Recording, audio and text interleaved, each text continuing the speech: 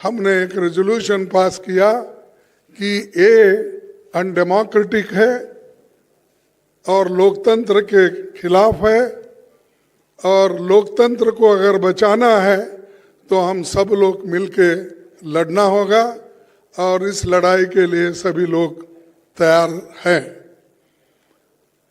और ये पहली बार है हिंदुस्तान के इतिहास में डेमोक्रेटिक एक प्रोसेस में कि जो मुद्दा हमने हाउस में उठाया था वो कोई गलत मुद्दा नहीं था। वो मुद्दा यही था कि जो लोग सदन के अंदर आए वो कैसा आए और किसने उनको लाया और किस ढंग से वो सब तरफ जाके स्लोगन दिए, सभी किए, लेकिन उनके जो मुद्दे थे वो लोकसभा में उन्होंने अपने आवाज से उठाया था। हम पहले से भी यही कह रहे हैं कि होम मिनिस्टर या प्राइम मिनिस्टर सदन में आइए, जो घटनाएं घटी है उसके बारे में सदन को अवगत कराइए, मालूमात कराइए लोकसभा को और राज्यसभा को। लेकिन उन्होंने नहीं माना। मेरे को समझ में नहीं आता, सदन इधर चल रहा है, ये लोग अहमदाबाद में बिल्डिंग इनॉग्रेशन जाते हैं, सदन इधर चल रहा है, मोदी जी वो अपने कॉन्स्टिट्यूंसी में जाके घूमते हैं। ये क्या है? ऐसा कभी नहीं हुआ।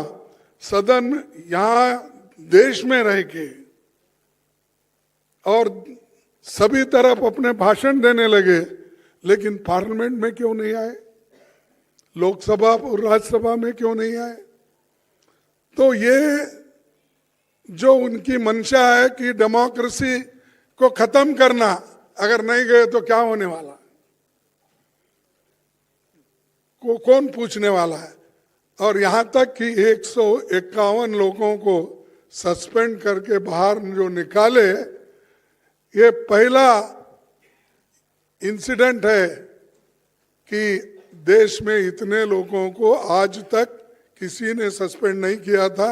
ये सरकार ने प्रोत्साहन देकर सस्पेंड करने के लिए लगाए। ये बड़ी बुरी बात है और इसके लिए हम लड़ेंगे, मैदान में जाएंगे। और जो आज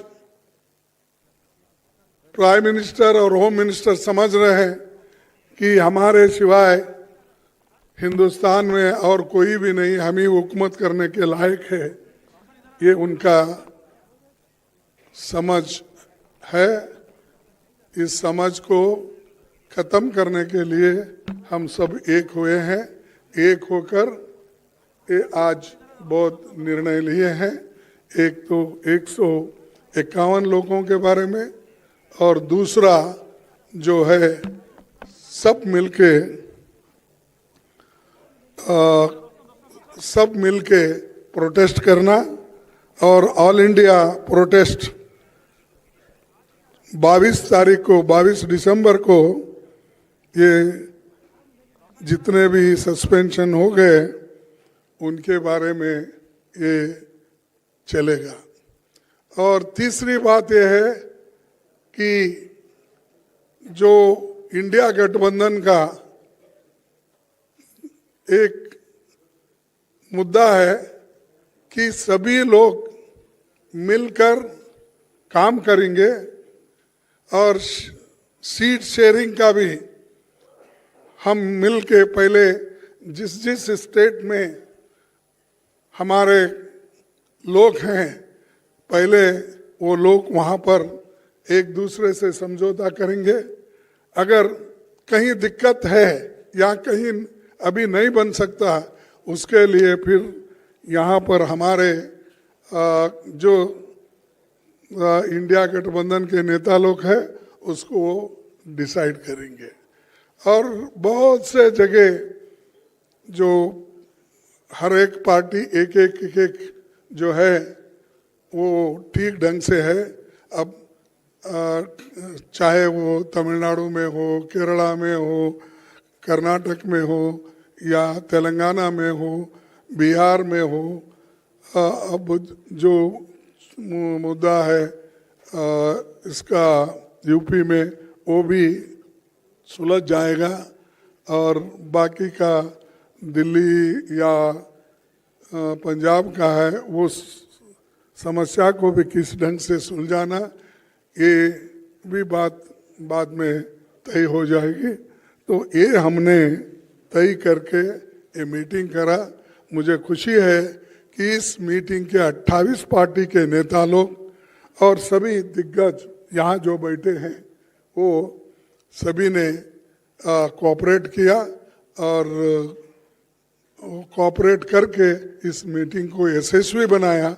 इसीलिए मैं उन सबको हार्दिक बधाई देता हूँ, उन सबको धन्यवाद देता हूँ कि वो इस और भी आगे बढ़ के देश में इस गठबंधन को मजबूत करके चलाएंगे। इतना ही कह के मेरे दो शब्द को आप पूछने दूंगा।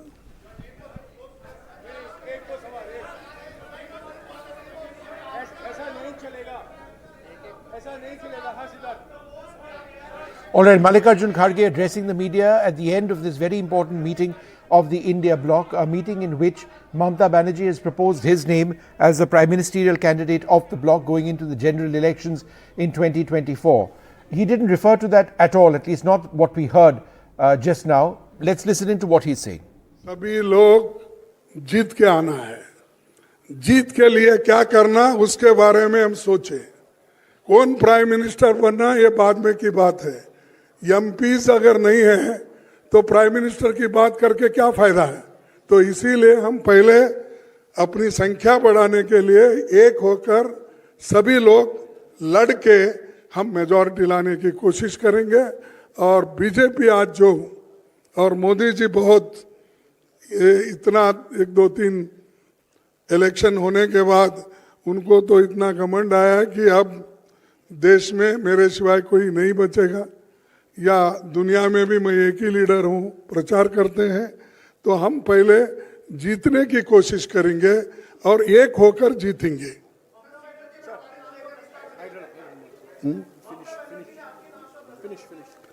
हाँ, अरे मैं कितने बार बोलूं कि एक बोल रहा हूं, पहले हम जीतेंगे उसके बाद में हमारे एमपीज आकर क्या कर सकते हैं डेमोक्रेटिक प्रोसेस में वो हो जाएगा। पहले हमारे को चिंता है जीतने की और आप लोग सभी उस दिशा में सोचिए, नहीं कि उन्होंने ये बोला हमने ये बोला। ये तो हमारी इंटरनल बात है, उसमें कोई ये नहीं है। Thank you.